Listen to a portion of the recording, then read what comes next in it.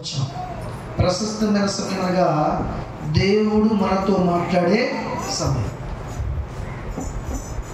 ఈ దినము దేవుడు మనతో మాట్లాడుతున్న అంశం ఏంటంటే బాంధవ్య విలువలు మాట్లాడుతున్నారు.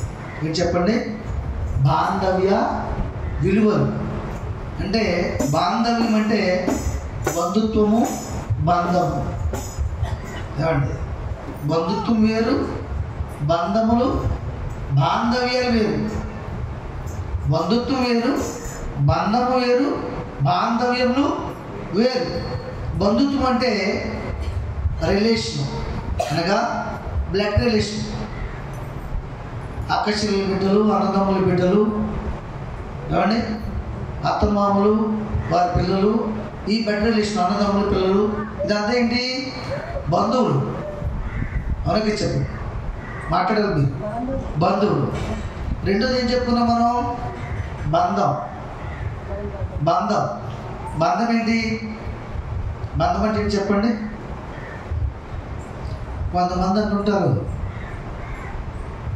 ఏళ్ళు నా ముందరకాలం బంధాలండి. ఎవరి కోసం? పిల్లల కోసం. ఎందుకంటే వీళ్ళు సైడ్ చేసి వీళ్ళు చక్కగా తిరిగి ఫంక్షన్కి వెళ్దాం అనుకుంటారు, సినిమాకి వెళ్దాం అనుకుంటారు. వీళ్ళు స్కూల్కి పంపేసి వీళ్ళకి ఎలాగో తెలిసిపోయి మీ మెల్లమ్మ ఎలా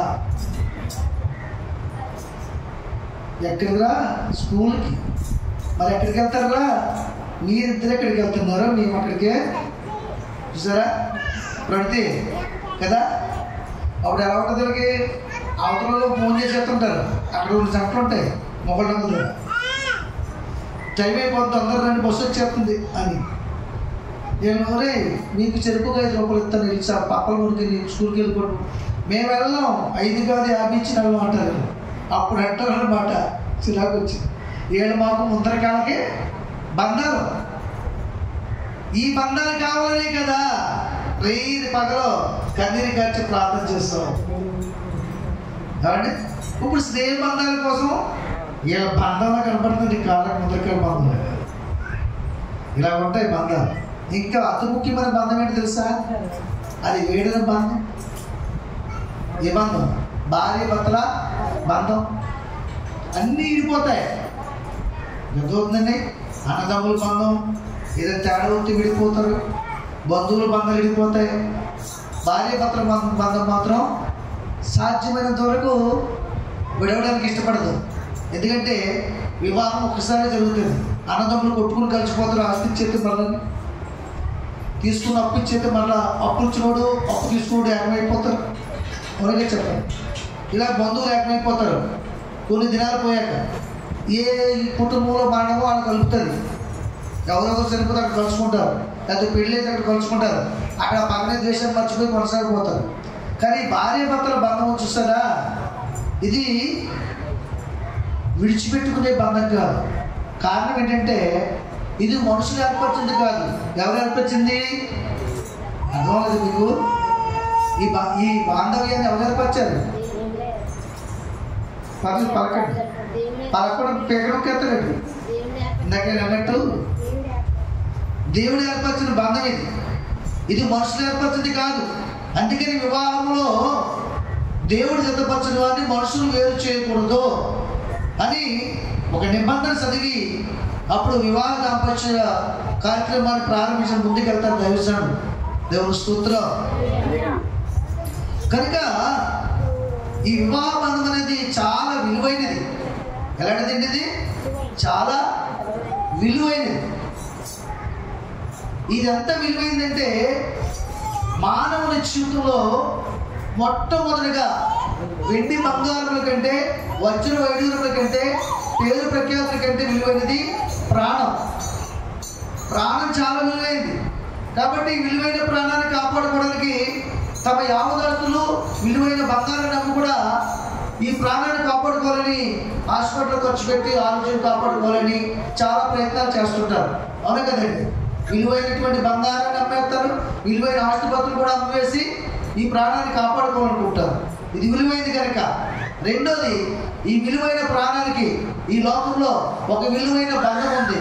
ఆ బంధం ఏంటంటే భార్య భర్తల బంధం. కాబట్టి దేవుడు అది ఘనమైన కార్యంగా ఇచ్చాడు. చూడండి, ఇక్కడ ఎబ్రీ పత్రిక 13వ అధ్యాయం 4వ వచనంలో చూసుకున్నట్లయితే వివాహం అన్ని విషయంలో ఘనమైనది. వివాహము అన్ని విషయంలో కూడా ఘనమైనది చెప్తున్నాడు దేవుడు. వివాహం అన్ని విషయంలో ఘనమైందంటే, అన్ని విషయంలో అంటే ఈ లోకంలో పుట్టినరోజు సందర్భం కంటే, బాంధవ్య విలువల కంటే, బంధుత్వ విలువల కంటే, స్నేహితుల విలువల కంటే, ఏమండి అధికార ఘనత కంటే, హోదా ఉన్నటువంటి ఘనత కంటే, ఉద్యోగ ఘనత కంటే ఘనమైనది ఏంటంట? వివాహం అన్ని విషయంలో ఘనమైనది. ఎందుకంటే మనిషి జీవితానికి ఒక విలువ తెచ్చేది, మానవ జీవితానికి ఒక పరమార్థాన్ని ఇచ్చేది, మానవ జీవితం కుదురుపడడానికి ఒక బంధం అని కూడా చెప్పుకోవచ్చు. చూడండి, కుదురు లేని గేదెలు ఉంటాయి, ఆవులు ఉంటాయి. అవి అల్లరి మొగలై అవి ఏం చేస్తాయి? గంతులు వేసుకుంటూ వెళ్ళిపోతాయి. మీకు తెలియదు, మన రాజమండ్రిలో అవతల నుండి చతుర్ల రోజు వరకు గంతులు వేసుకుంటూ వచ్చి కారు మీద పడిపోయింది. ఇది ఒక ఆవు, దాని 2 కాళ్ళు వెళ్ళిపోయి కారు అంతా శుభ్రంగా పాడైపోయింది. ఎవరు తప్పు? కారు ఉందా ఆవుదా? ఆవు వాళ్ళు 20,000 డిమాండ్ చేశారు. 20,000 డిమాండ్ చేస్తే పోలీస్ స్టేషన్కి వెళ్ళిన తర్వాత నేను దాన్ని 2,500 సెటిల్మెంట్ చేశాను. దేవుని స్తోత్రం. ఆవు తోలుకుని వెళ్ళిపోయారు. కట్లు కట్టించుకుంటారు, ఏం చేస్తారో మాకు తెలియదు. ప్రాణానికి హాని లేదు. ఆ డబ్బు తీసుకుని వెళ్ళిపోయారు. ఈ కారు ఎవరు బాగు చేస్తారు మీరు? చూసారా? అలా కొన్ని అల్లరి గిత్తలు, పొగరబోతూ గిత్తలు ఆవులు ఉంటాయి. వాటికి ఏం చేస్తారంటే వాటిని పెంచి అతను కాళ్ళకి ఎర్రకాళ్ళు బంధాలేసి ఊరి మీద కుదుతాడు మేతకి. ఇక్కడ చూస్తుంటారు మీరు, చూడలేదు ఎవరైనా? ఇప్పుడు ఆవులు ఏమంటే ఏం చేస్తాడు? ముందు కాళ్ళు బంధం వేసి ఊరి మీద కుదిరేస్తాడు మేతకి. ఇచ్చేత అప్పుడు ఏం చేస్తే క్రమంగా ఉంటాయి. ఎక్కడ మేత ఉంటే అక్కడ మేత. యజమానికి చెడ్డ పేరు తేవు. వీటిని తొక్కి అలా చేసి కొండలని మంటలని బిడ్డలని తక్కువ తొక్కి ఏర్పడి 10 ఆవులు ఉన్నారా ఒక పిల్ల వస్తుందా? కాబట్టి ముందు జాగ్రత్తగా ఏం చేస్తారంటే అట్లా అదుపు చేయడానికి బంధం వేస్తాడు. అలాగా దేవుడు యవ్వన కుర్రకారు జీవితానికి, పరుగులెట్టే జీవితానికి, పాపం వైపు పరుగులెట్టే జీవితానికి, అనేకుల దగ్గర కోరిక తీర్చుకోవాలని వ్యభిచార సంబంధమైన, శరీర సంబంధమైన కోరికలకి, ఆలోచనలకి, దుష్ప్రచారాలకి, గర్వానికి, నేను చాలా అందగాని, చాలా డ్యాన్స్ చేస్తాను, చాలా డైలాగులు కొడతాను అన్నటువంటి అన్నింటినీ కూడా భార్య అనే బంధాన్ని ఇచ్చి బంధించి అదుపు చేస్తాడు. అప్పుడు ఆ కుర్రోడికి, ఆ విలువలకి అంతకుముందు ఒరే అరే పిలిచేవారు, బాబా అరవింద అని పిలుస్తారు పేరెంట్. అంతకుముందు ఆడ అలా ఉంటాడు, చెప్పిన మాట ఉంటాడు, అల్లేళ్ళాడు, వాడు లేకపోతే అలాగే పోతారు పోతారా ఎందుకంటే అల్లని బట్టి మాటలు బట్టి. కాబట్టి అదే పెళ్ళి అయిన తర్వాత అలా అంటారా? అంటారు. ఎందుకంటే కుటుంబం అయిపోవడం వాడు కుదురుపడ్డాడు, మంచిగా ఉన్నాడు. ఒకవేళ ఎవరైనా అన్నారనుకోండి, మనవాడు పాపం స్నేహితుడు కదా దొరుకుంటాడు. వెనకాల అతను పిల్ల ఏం చేస్తారు? సువర్ణ ఏం చేస్తారు చెప్పండి? ఏం చేస్తారు? ఎవరండి మీరు? ఈ గట్టి చూపు నోటి మాట్లాడుతాం అనుకోండి. ఎవరండి మీరు అసలు అంటే 2 అయ్యి బాబు అరవిందా చెప్పడము మళ్ళీ గొప్ప అనుకుంటాడు. పూర్వన్న పాప ఏమని నీ స్నేహితుడే చెప్పరా బాబు చూపించారంటే. మీరు ఎవరైనా సరే నా భర్తని అరే ఇదే మీరు రోజు చెప్పినట్టు మాట్లాడి విన్నానా, మీ మీద పరువు నష్టం చేశారు మీరే కదా. మరి మనోడికి ఇంకేముంటుంది తర్వాత బాబు ఆనంద సువర్ణ గారు అని గుర్తున్న తర్వాత అరవింద్ సువర్ణ గారు సరే గౌరవం వచ్చిందా లేదా? ఆ అమ్మాయి మాత్రం అమ్మాయిలు తక్కువ అనుకుంటారండి. అబ్బో అబ్బాయిల కంటే ఎక్కువ పరిగెడతారు. అసలు ఏ ఆలోచనలు అవుతాయి ఇక్కడ. ఏ తలపులే అట్లా అవుతాయి. వీళ్ళకి కూడా బంధం పడిపోతాం. వీళ్ళకి కూడా బంధం పడిపోయి చక్కగా అదుపు చేస్తాడు దేవుడు. అదుపు చేసి ఒక విలువనిస్తాడు వివాహం తప్పచ్చు. కాబట్టి వివాహము అన్ని విషయాల కంటే ఘనమైనది. ఇది లోక సంబంధమైన వివాహం. ఇది లోక సంబంధమైన వివాహం. ఈ వివాహంలో వివాహం చేసుకునే ఎవరి కుమారుడికి, వివాహం చేసుకునే ఎవరి కుమార్తెకి కొన్ని ఆలోచనలు ఉంటాయి. అమ్మాయి ఇలా ఎవరండి ఎవరి పిల్లలు కొన్ని ఆలోచనలు ఉంటాయంట వివాహం చేసుకోబోయేవారికి. మాకెందుకు చదువుకుంటాం కదా, మాకెందుకు పిల్లలు ఉంటారు, చదువుతారు పిల్లలే దేవుడు స్తోత్రం కదా. కొన్ని ఆలోచనలు ఉంటాయంట. ఏముంటాయంటే ఆలోచనలు? నాకు కాబోయే ప్రియుడు లేక కాబోయే భర్త ఏ అమ్మాయి వైపు చూడని వాడే ఉండాలి. దేవుడు స్తోత్రం. ఏ అమ్మాయి రూపం తన మనసులో ఉండకూడదు. నన్ను చూశాక నా రూపమే ప్రతిష్ఠించుకోవాలి.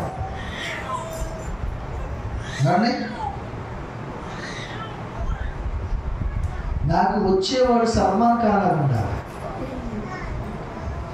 అంటే నాకు నచ్చినవాడు ఋతిక్ రోషన్ ఉండాలి అని ఒక లోపల కళ్ళు ఉంటాయంట. దేవుని స్తోత్రం. ఆ టైపులో ఏ కుర్రోడైనా కనపడ్డాడు అనుకోండి, ఎర్రగా బుర్రగా పొడవగానే ఇంకా అతనే కావాలంట. చూస్తాం పెళ్లి సంబంధంలో కూడా ఒక 2 లక్షలు కట్నం ఎక్కువైనా పర్లేదు. నాకు అబ్బాయిలు కూడా వాళ్ళకి రుచులు ఉంటాయి. ఈ అమ్మాయి మన హీరోయిన్ పేరు నాకు తెలియదు, శ్యామలో దోమలో నాకు తెలియదు, కానీ హీరోయిన్లా ఉండాలి, అమ్మాయిలా ఉండాలని ఆలోచన అబ్బాయిలు కూడా ఉంటాయి. అలాంటి అమ్మాయి ఎప్పుడైతే కనపడిందో అప్పుడే మనసు దోచుకుంటారు. అప్పుడే ప్రేమ ప్రారంభం అవుతుంది. ఆ ప్రేమ పెళ్లి వరకు తీసుకొచ్చేది కదా. పెళ్లి చూపుల దగ్గర రాకలేదు, ఓడి మీద చూపులు ఎప్పుడు అది. దేవుడు స్తోత్రం. అంటే పిల్లరా, ఇది లోక సంబంధమైన వివాహ బాంధవ్యం. దేవుడు కోరుకునే ఆత్మీయ విశ్వాసులకు లేక దేవుని ప్రజలకు, దేవుని పిల్లలకు, ఆయన నామంలో బాప్తిసం పొందిన ప్రజలందరూ కూడా ఆయనతో బాంధవ్యం కూడా ఉంది. దేవుని స్తోత్రం. ఆ మాటను మనం చూడండి. ఇక్కడ ఎఫెసీయులకు రాసిన పత్రిక 5వ అధ్యాయం. ఎఫెసీయులకు రాసిన పత్రిక 5వ అధ్యాయం 22వ వచనం చూడండి. ఇక్కడ స్త్రీలారా ప్రభువునకు వలె మీ సొంత పురుషులకు లోబడి ఉండుడి.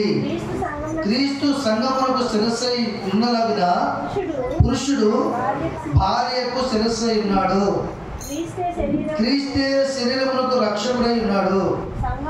సంఘము క్రీస్తునకు లోబడినట్టుగా భార్యలు కూడా ప్రతి విషయంలోనూ తమ పురుషులకు లోబడవలను. దేవునికి మహిమ కలుగును గాక. స్త్రీలారా ప్రభువునకు వలె మీ సొంత పురుషులకు లోబడి ఉండుడి. స్త్రీలారా ప్రభువునకు వలె మీ సొంత పురుషులకు లోబడి ఉండాలంటే, అంటే ప్రతి స్త్రీ కూడా, వివాహమైన ప్రతి స్త్రీ కూడా మొట్టమొదటిగా ఎవరు లోబడమని చెప్తున్నాడు దేవుడు? నాకు లోబడమన్నాడా? మీ సొంత పురుషులు లోబడమన్నాడా? డిఫరెంట్గా జీవిస్తున్నారండి. అందుకని వాళ్ళ ప్రార్థనా జీవితం ఫలించదు. విశ్వాసంలో బలంగా ఉంటారు, పాటలు పాడతారు, దేవుని వాక్యం వింటారు, కానీ సొంత పురుషులు లోబడరు. ఎవరు లోబడమంటాడు దేవుడు? స్త్రీలారా ప్రభువునకు వలె మీ సొంత పురుషులు లోబడి. ఎవరు లోబడమంటాడు? చాలా మంది స్త్రీలు ఇప్పుడు ఉదాహరణకి మిమ్మల్ని ఎవరిని చెప్పుకోవద్దు, మా పాస్టర్ గారు ఉన్నారు, కొంతమంది భక్తి కలిగిన స్త్రీలు ఉన్నారు. ఇక్కడ వాళ్ళు ఎవరు లోబడతారు? ఎంత భక్తి చేస్తారో ఇందాక చెప్పింది కదా ఆవిడ. ఇప్పుడు కరుణమ్మ పాస్టర్ గారు ఉన్నారంటే వాళ్ళిద్దరిని తీసుకుందాం. మంచి భక్తి చేస్తారు, నాకంటే ఎక్కువ సమయం ప్రార్థన చేస్తారు, నాకంటే ఎక్కువ సమయం ఇద్దరు ప్రార్థన చేస్తారు. ఇద్దరు వచ్చారంటే గంటన్నర 2 గంటలు ఉంటారు. నేనే విసుగు చెంది ఇంకా ఏమైనా మాట్లాడుకుంటున్నారేమని అప్పుడప్పుడు పలకరిస్తుంటాను. మేము ప్రార్థనలో ఉన్నామని చెప్తున్నాం. దేవుని స్తోత్రం. అంటే వాళ్ళు ఎవరికి ఎంతగా లోబడ్డారు? ఇటు నాకు కంటే అటు వారి ఫ్యామిలీ కంటే వాళ్ళిద్దరూ దేవునికే ఎక్కువ లోబడ్డారు. దేవుని స్తోత్రం. మంచిది. అట్టి మంచి భక్తిని వాళ్ళు కలిగజేసినందుకు వాళ్ళ మనసులో పుట్టించి ఆ రీతిగా అమ్మ పిల్లలు కంట్రోల్ చేస్తారు. బయటకు రండి అవసరం అయితే.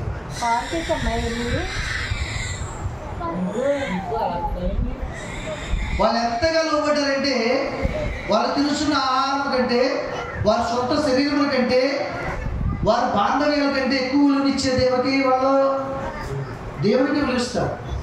అది తప్పని చెప్పట్లేదు. కానీ దేవుడు ఏం చెప్తున్నాడంటే, మీ సొంత పురుషులకు స్త్రీలారా ప్రభువులకు వలె. అంటే ఈ మాట ఎవరు చెప్తున్నారు? ఈ మాట ఎవరు చెప్తున్నారు చెప్పండి? ఎఫెసు సంఘానికి అపోస్తులైన పౌలు సంఘానికి చెప్తున్నాడు ఈ మాట. స్త్రీలారా, సంఘములారా. స్త్రీ అంటే సంఘము, పురుషుడు అంటే యేసయ్య, శిరస్సు అంటే సంఘానికి క్రీస్తు అధిపతి ఉన్నాడు. ఏమంటే స్త్రీలారా ప్రభువులకు వలె మీ సొంత పురుషులు లోబడి ఉండండి. నాకు లోబడుతున్నారు, మంచిదే. నాకు లోబడటం వల్ల మీకు ఆత్మక్షేమం ఇస్తాను, సంతోషం ఇస్తాను, ఆనందం ఇస్తాను, హృదయ నెమ్మది ఇస్తాను, మీ ఆత్మకు క్షేమం ఇచ్చిన రాజ్యాన్ని చేరుస్తాను. కానీ ఈ లోకంలో నీ సొంత పురుషులు లోబడిపోతే ఈ లోకంలో జీవించినంత కాలం నువ్వు చెడ్డపేరు మిగులుతో తప్ప మంచి పేరు. చూడండి, కొంతమంది భర్తల ముందే తన భార్యని ఏదైనా అవమానంగా మాట్లాడుతుంటే వాళ్ళ భర్తకి భార్యకు ఉన్న గుణాన్ని బట్టి, ఆ భర్త భార్యకు ఉన్న గుణాన్ని బట్టి, కోపకొడుతానని బట్టో, లేకపోతే తనకి విలువలు ఉన్నటువంటి మనసును బట్టో, మరి నీ భార్య ఏంటిరా అసలు విలువవుతా, అసలు ఎవరైనా ఎవరున్నాను కూడా ఆలోచిస్తే ఏంటో మాట్లాడే విషయమా, అంత గయ్యాలు చేసుకున్నావేంట్రా, తెలియలేదా నీకు అని అడుగుతుంటారు స్నేహితులు. అలాంటి భార్య కలిగి ఉన్నవాడు పాపం అలాంటి మనసు కలుగుతుంది కనుక అక్కడ ఏమనలేక ఏం చేద్దాంరా, నా కర్మ, దేవుడిని చూసేద్దాం. దేవుడు అలాంటి జతకొచ్చి మరి ఏం చేయను, ఆ మనసును దేవుడే మార్చాలి అంటేనండి. కానీ నిజానికి చెప్పుకోవాలనుకుంటే భర్త అయిన వాడు అలా మాట్లాడకూడదు, అలాగా మాట్లాడకూడదు. ఎలా మాట్లాడాలి? ఏం మాట్లాడుతున్నావు? ఆ భార్య గురించి మాట్లాడడానికి నీకేం తెలుసు మాట్లాడుతున్నావు నువ్వు?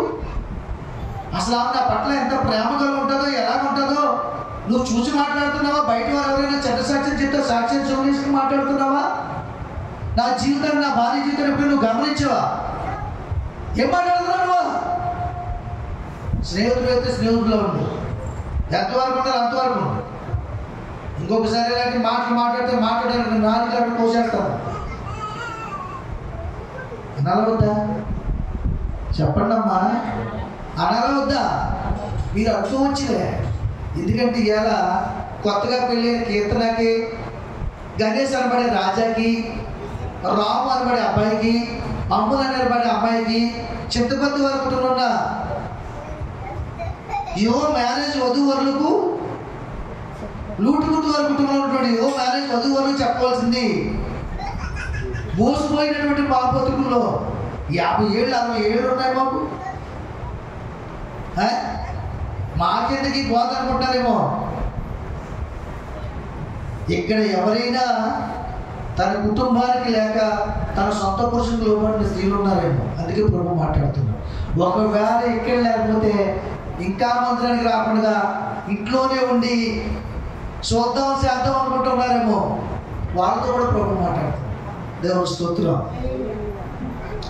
మనం గమనించాలి. ఇలాగెందుకు పలకుండా మా గురించి ఏం తెలుసని మాట్లాడుతున్నావు, మా కుటుంబం గురించి ఏం తెలుసని మాట్లాడుతున్నావు, ఇలాంటి మాటలు ఒకసారి వింటే నీ నాలుగు పోసేస్తాను అనే మాటలు మాట్లాడకుండా ఏం చేస్తాం మరి? కర్మరాబు ఎవరో ఒకరు తగ్గిపోవాలి కదా, లేకపోతే ఇది పడిపోతాను కదా, నేనే చదువుకుపోతాను రా అన్న మాట్లాడుతున్నాడంటే దానికి కారణం ఎవరు? అమ్మాయి, దానికి కారణం ఎవరు? అలాంటి గయ్యాలి మనసు కలిగినటువంటి భార్య ప్రవర్తన. అవునంటారు కదంటారా? అప్పుడు ఆ భార్యని బట్టి పక్క స్నేహితుల దగ్గర ఆ పురుషుడు తలదించుకున్నాడా లేదా? తలదించుకున్నాడా లేదా?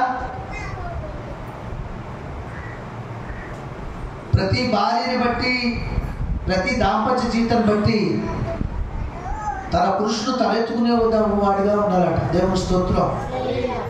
అలాగే ప్రతి విశ్వాస జీవితాన్ని బట్టి, దేవునికి నీకున్నటువంటి విశ్వాస దాంపత్య జీవితాన్ని బట్టి, సహవాస సంఘ సహవాస జీవితాన్ని బట్టి, నీ భక్తిని బట్టి, నీ నోటి మాటను బట్టి, నీ ప్రవర్తన బట్టి క్రీస్తుకు శిరస్సు అయినటువంటి దేవుని తల ఎప్పుడూ ఎత్తబడాలి, మహిమపరచబడాలి. సన్నిధిలో ఒక వేషం, ఇంటికి ఒక వేషం, రోగం దగ్గర ఒక వేషం, రోగంతో ఉంటే ఒక వేషం, కొంతమంది రోగంలో ఉండే కయ్యాలడ్డం. ఎన్నాళ్ళ జీవితం చెప్పండి? లేదా ఈ ప్రవర్తన మనలో ఎవరికి లేదా? లేకపోతే దేవుడు మాట్లాడు. ఇది మంచిది కాదు. ఈ లోక సంబంధమైన దాంపత్య జీవితాన్ని నీకు ఇష్టం లేకపోతే విడిచిపెట్టేయచ్చు, చట్టపరంగా సంతకాలు పెట్టుకుని కోర్టుకెళ్ళి. అవునా? మనకి చెప్పండి, అక్కడ చూస్తే బంధం తెగిపోద్ది. కానీ ఈ ఆత్మ సంబంధమైన బాంధవ్యం నువ్వు విడిచిపెట్టి వెళ్ళిపోదామన్నా నీ సాక్ష్యం ముందు నడుస్తుంటుంది. నీ సాక్ష్యం ముందు నడుస్తుంటుంది. దీన్ని ఎప్పుడు విడిచిపెట్టగలవంటే నువ్వు నరకాన్ని నీ ఆత్మ దేవుడు అప్పగిస్తున్నప్పుడు మాత్రమే దీన్ని విడిచిపెట్టగలవు. దేవుని స్తోత్రం. ఒకరి భార్య వారి చేత పొగడబడాలి, ప్రశంసింపబడాలి తప్ప ఆ భార్య ప్రవర్తన వల్ల, క్రియల వల్ల తన భర్త తలదించుకునేలాగా ఉండకూడదు. అలాగే ఒక క్రైస్తవుని వల్ల, ఒక దేవుడు నమ్ముకున్న కుమారుడు వల్ల, కుమార్తె వల్ల దేవుడి నామం ఎత్తబడాలి, పైకి ఎత్తబడాలి, మహిమపరచబడాలి తప్ప ఎక్కడ పడితే అక్కడ దేవుడి నామం దూషింపలు చేసేదిగా ఉండకూడదు. అలాగే చేస్తే తప్పక నువ్వు నరకానికి పోతుడు, నీ నరకానికి పోతుడు. దేవుని స్తోత్రం. మార్చుకో. ఎన్నాళ్ళు వచ్చాయి నీకు? ఎన్ని ఏళ్ళు వచ్చాయి నీకు? ఎంతమంది మనవలు నీకు? ఎంతమంది పిల్లలు ఇచ్చాడు దేవుడు నీకు? ఆయన సహవాసం ఈ లోక సహవాసం లాంటి కాదు. ఆయన బాంధవ్యం ఈ లోక బాంధవ్యం లాంటి కాదు. ఈ లోక బాంధవ్యాలు నీలో ఉన్న అందరిని చూసి చేసుకోవచ్చు, నీలో ఉన్న ఐశ్వర్యం చూసి చేసుకోవచ్చు, నీ బంధువర్గం బట్టి చూసుకోవచ్చు, నీ స్తోత్రం బట్టి చేసుకోవచ్చు. కానీ యేసయ్య ఏ యోగ్యత లేని మన కొరకు, పాపులమైన మన కొరకు, శాపగ్రస్తమైన మన బ్రతుకుల కొరకు పరలోక రాజ్యం అనే మహాభాగ్యాన్ని భాగ్యంగా ఇచ్చుకునక దాసులుగా తిరిగి లోకానికి వచ్చి ఏ విలువ లేని మనకు విలువనిచ్చాడు. ఆయన ఏ ఘనత లేని మనకు ఘనతనిచ్చాడు. ఇచ్చాడా లేదా? అసలు నేను ఎవరు కూడా ఒక త్రాగుపోతున్నాడండి ఒక గ్రామంలో, అతనికి ఎవరైనా నిలుస్తారా? ఎవరైనా నిలుస్తారా? ఎవరి దగ్గరికి నిలుస్తారా? ఒక ఎమ్మెల్యే దగ్గరికి అయితే నిలుస్తారా? ఒక అడుగునోడి దగ్గరికి అయితే నిలుస్తాడా? అతను కూడా. కానీ ఆ త్రాగుపోతుడు మార్పు చెందుటకు మనసుగా ఉన్న ఏసీ దగ్గరికి వస్తే నా ఏసీ విలువిస్తాడు. ఒక దినం నేను అలాంటి వాడినే, విలువలేని నా జీవితాన్ని దేవుడు విలువించాడు. అసలు ఈ లోకంలో ఏ యోగ్యత లేని నాకు ఆయన యోగ్యత అర్హత ఇవాళ ఆంధ్రప్రదేశ్ మొత్తం కూడా నేను తెలుసు. నాకు చాలా మంది వందనాలు చెప్తారు. తెలంగాణ అంతా తెలుసు, నేను ఆంధ్రప్రదేశ్ అంతా తెలుసు, రాయలసీమ తెలుసు, ప్రతి ఒక్కరూ తెలుసు నాకు. కానీ నేను ఒకటే చెప్తాను, మీరందరూ ఎన్ని పొగట్టలు కూడా మీకు అందరికీ ఎంత సహాయం చేసినా నా దేవుని కృప వల్లనే తప్ప నా వల్ల ఆవగించ తొక్కంత కూడా కాదని చెప్పాను. కొందరు అంటారు, అయ్యా మీలాంటి వారు మా డ్రైవర్ ఫ్యామిలీస్లో ఉండాలండి, అయ్యా మీరు మా ఆంధ్ర రాష్ట్రానికి ఇచ్చినటువంటి రత్నం అండి, మీరు పాదాపవందనం చేస్తూ ఉంటారు. వెంటనే కౌంటరిస్తాను నేను, నువ్వెవరు నాకు పాదాపవందనం చేయండి, నేను చేసిన కార్యం ప్రతి కార్యం చేయవాడు పైన ఉన్నాడు. నా చేత చేయించిన వాడు ఆయన పైన ఉన్నాడు, ఆయన కనపరిచాడు. ఎక్కువగా మాట్లాడేటైతే ఈ కార్యం ఆగిపోతాయి. మీ పట్ల నీ ప్రేమ చూపించే కార్యాలు ఆగిపోతే ఎలాగంటే నన్ను ఆయన తీసుకుంటాడు, దేవుని కంటే ఎక్కువ ఉంటుంది. అప్పుడు మీరు మేలు పొందుకోవాలని చెప్పారు. దేవుని స్తోత్రం. అర్హత లేని నాకు అర్హతనిచ్చావు, పశువులు బారిన నా కొరకు ప్రాణమే ఇచ్చావు. అర్హత లేని నాకు అర్హతనిచ్చావు, ఏ యోగ్యత లేని నా కొరకు అసువులు పాసావు. ఇంత గొప్ప ప్రేమకు నేను ఏమి ఇవ్వగలనయ్యా, ఇంత గొప్ప ప్రేమకు నేను ఏమి ఇవ్వగలనయ్యా. కృపా కృపా నీ కృపా, కృపా కృపా క్రీస్తు కృపా, నేనైతే నీ కృపయందు నమ్మికయుంచి ఉన్నాను, నమ్మికయుంచి ఉన్నాను. దేవుడికి మహిమ కలుగుగాక. ఇంటి దగ్గర సరైన ప్రవర్తన ఉంటే బయటికి వెళ్ళిన కూడా సరైన ప్రవర్తనే. ఇంటి దగ్గర సరైన ప్రవర్తన ఎదుర్కోండి, బయటికి వెళ్ళిన కూడా పిల్లలతో సరైన ప్రవర్తన ఉండదు. వాళ్ళని బట్టి మనకి అపకీర్తి, మన మనసు నచ్చుకోవడం, మన మనసులో బాధ తప్ప నీకేయకూడదు. అలాగే భార్య కూడా ఇంట్లో మర్యాద ఇస్తే ఇంట్లో కూడా మర్యాద ఇవ్వగలరు. భర్తలు కూడా ఇంట్లో ప్రేమించి, కాబట్టి ఇంట్లో ప్రేమించి ఇంట్లో తన ప్రతి అవసరం తీర్చేవాడైతేనే బయటకు వెళ్ళిన తర్వాత కూడా తనకి ఏం కావాలో ముందుగా తెలుసుకుని అవసరతలు తీర్చగలరు. దేవుని స్తోత్రం. అలాగే నిజమైనటువంటి విశ్వాసి, నిజముగా దేవుని నమ్మని బిడ్డ, నిజముగా దేవుని ప్రేమించే విశ్వాసి, ఆయన కుమార్తె ఏం చెప్తుందంటే సంఘంలోకి వచ్చినప్పుడు సంఘంలో కూర్చుని బాగా ప్యాంట్ కూర్చుని గాలి అలగించి కాసేపు మాటిని ఎక్కించి పెట్టి వెళ్ళిపోయి మళ్ళా జడ్జన్ ఇక్కడ జనాలు తొలగలు అక్కడిక్కడ కయ్యలేసుకుని అది కాదు. నిజమైన విశ్వాసం ఏం చేద్దో తెలుసా? సంఘంలోకి వచ్చి తన సొంత పురుషుకు లోపడినట్టుగా అంతకంటే ఎక్కువగా దేవునికి మాటకి లోపడతారు.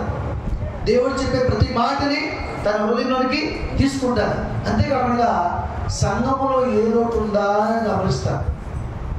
చూడండి, మీరు ఎవరైనా ఇంటికో మీరు చూస్తారో చూడరు, మీరు అన్ని పరిశీలన చేస్తారు. ఆ ఇల్లు ఎలాంటిది, ఇంట్లో ఏముంది, ఎన్ని వస్తువులు ఉన్నాయి, వాళ్ళ మనుషులు ఎలా ఉన్నారు, వాళ్ళ ప్రవర్తన ఎలా ఉంది, తులసిని బూడిదంట తీసుకెళ్ళి మూలెట్టిందా, మూలెట్టి బూడిదంట తీసుకొచ్చి బయట వేసిందా, వాకలు ఎలా ఉంది, అన్నీ గమనిస్తారు. మీరు గమనిస్తారా? గమనించరా? మీరేం గమనిస్తారు చెప్పమంటారా? మీరేం గమనిస్తారు చెప్పనా? చెప్పారా? ఎవరు 5,000 రూపాయలు చీర కట్టేది వచ్చేది, ఏ చీర తీసుకోతుందో, ఏ పెళ్ళిలోనో పెళ్లి కుదురు చీర అంటే పేరెంటల్ చీర అంట. ఇంకొక ఆవిడ పెళ్లి కూతురు అమ్మమ్మ చీర ఉంటుంది. ఎందుకు అనుకుంటున్నారు? వయసును బట్టి కాదు, హోదాను బట్టి, డబ్బులు బట్టి స్వామి. అప్పుడు మనం ఏమనుకుంటాం? పెళ్లి కూతురు అమ్మమ్మ చీర 20,000 అనుకుంటే పెళ్లి కూతురు చీర 50,000 ఉంటుంది అనుకుంటాం అనుకో. నిజమైన క్రైస్తవ విశ్వాసంతో అప్పుడు పెళ్లి కూతురు చీర 5,000 ఉంటుంది. నీ అంచనా దొరికిపోతుంది. ఏమండి? అవునగా చెప్పండి. సమర్పణ కలిసి చక్కగా ఒక 5,000 రూపాయల చీర మంచి చీర కట్టుకుంటుంది. అవునా? ఒకవేళ పెళ్లి కూతురే కనుక భక్తి గీతాలు అనుకోండి, ఏం చేస్తుంది? ఏం చేస్తుంది చెప్పండి? ఏం చేద్ది? మనం అనుకున్నట్టుగా 50,000 చీర కట్టింది చక్కగా. దేవుని స్తోత్రం. హల్లెలూయా. కనుక దేవుని స్థుతిలో మనం తెలుసుకోవాల్సింది ఏంటంటే విలువైన దేవుడిని కలిగి ఉన్నాం. ఏమండి? ఈవేళ ఎన్ని వేల రూపాయలు చీర కట్టినా, ఎన్ని వేల రూపాయలు నగలు ధరించినా, ఎన్ని వేల రూపాయలకి మనం ఇల్లు కట్టినా, ఎన్ని వేల రూపాయలకి పాలన వేయించుకున్నా, ఏసీ వేయించుకున్నా, ఆయన కృప, ఆయన కృప వల్లే. అవునంటారా కాదంటారా? అవునని ఒక్కరిద్దరు అంటున్నారు. మిగతా వాళ్ళతో మా శక్తే, మా భక్తే, మేము 5 కష్టపడబట్టి ఇల్లు కట్టాం అనుకున్న వాళ్ళు ఉన్నారు ఇక్కడ. ఏమ్మా ఉన్నారా? మీరు మాట్లాడలేదు లేరు అని అనుకోండి. లేరంటే లేరు. ఒకవేళ అట్టి మనసులో మనకు లేరని